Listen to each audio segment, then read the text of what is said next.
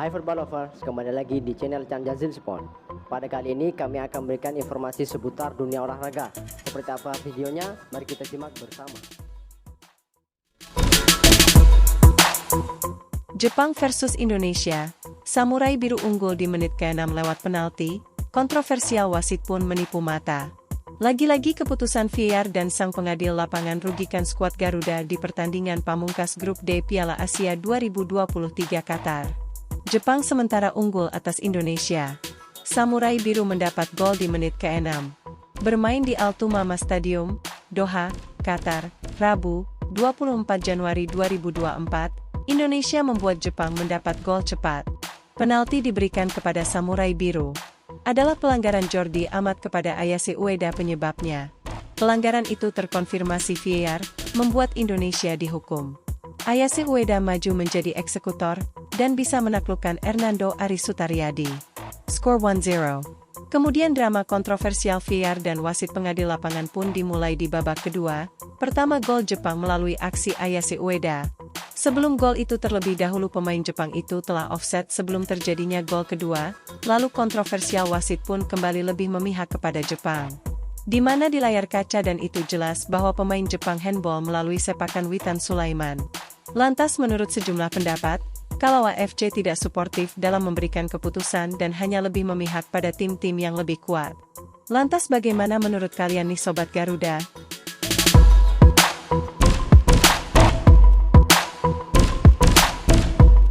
Kartu as STY di laga Timnas Indonesia versus Jepang. Dua punggawa rahasia Timnas, ultimatum 4 pemain Jepang. Laga Timnas Indonesia melawan Jepang menjadi ajang pembuktian diri Sintayong di Piala Asia 2023 di Al-Thumama Stadium pada Rabu, 24 Januari 2024, pukul 18.30 waktu Indonesia Barat. Mengapa tidak? Jika mampu membawa Timnas Indonesia mengalahkan Jepang, Sintayong akan mencatatkan namanya dalam sejarah sepak bola Indonesia. Ya, Sintayong akan tercatat sebagai pelatih pertama yang membawa Indonesia lolos ke babak 16 besar Piala Asia. Langkah Sintayong bersama Timnas Indonesia memang tidak berjalan mulus sesuai rencana. Marcelino Ferdinand dan kolega harus kalah dulu sebelum memetik 3 poin di pertandingan kedua. Nah, di pertandingan ketiga ini kualitas permainan Timnas Indonesia akan diadu dengan Jepang. Di atas kertas jelas Timnas Indonesia kalah jauh dari Jepang. Namun, jangan salah, Sintayong sebenarnya masih menyimpan 2 kartu as di bangku cadangan. Kedua pemain ini diprediksi bisa membawa perubahan dalam permainan nanti. Pertama Ramadan Sananta. Ramadan Sananta memang absen dalam 2 laga Indonesia di grup D Piala Asia kali ini. Namun, di pertandingan melawan Jepang, Ramadan Sananta besar kemungkinan sudah bisa dimainkan. Pasalnya, absennya striker Persis Solo itu karena mengalami masalah kebugaran. Beruntung saat ini kondisi Ramadan Sananta semakin membaik. Ramadan Sananta bisa menjadi jawaban atas tumpulnya lini serang Indonesia di bawah kaki Rafael Strike. Kedua Shane Patinama.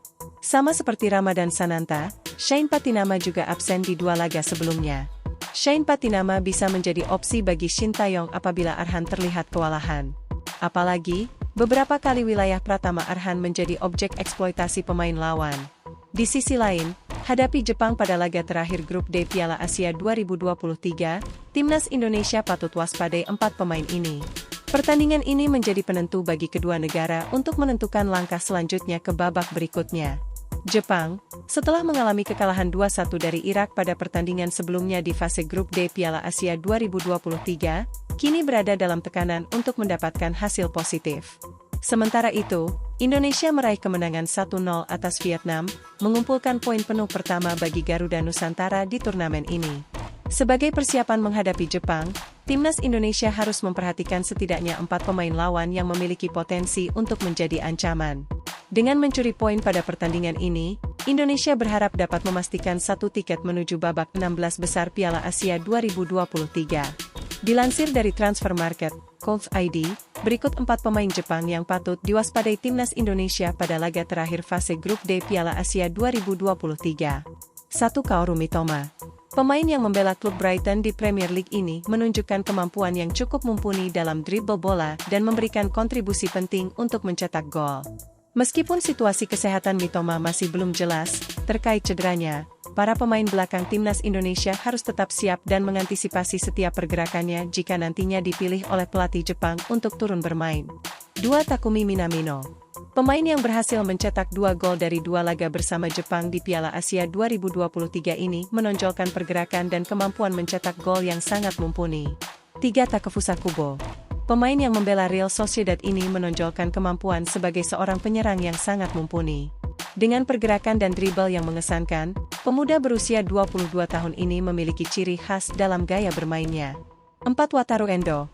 Pemain yang bermain untuk Liverpool ini memiliki kemampuan mengontrol lini tengah dan mendistribusikan bola ke sektor penyerang timnas Jepang, sehingga perlu mendapat perhatian khusus dari para pemain Garuda Nusantara. Sebagai kapten timnas Jepang di Piala Asia 2023, Wataru Endo juga berhasil mencetak 1 gol pada pertandingan terakhirnya melawan Irak. Dengan begitu, Shin Tae-yong wajib memberikan ultimatum pemain timnas Indonesia perlunya mewaspadai setiap pergerakan 4 pemain Jepang tersebut, dan tidak memberinya kesempatan untuk leluasa mengendalikan bola, sehingga dapat mengancam gawang Garuda Nusantara.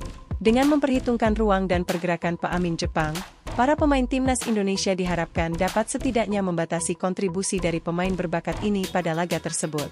Itulah 4 pemain Jepang yang patut diwaspadai oleh timnas Indonesia pada laga pamungkas fase grup D Piala Asia 2023 Qatar. Semoga Garuda bisa sesuai harapan.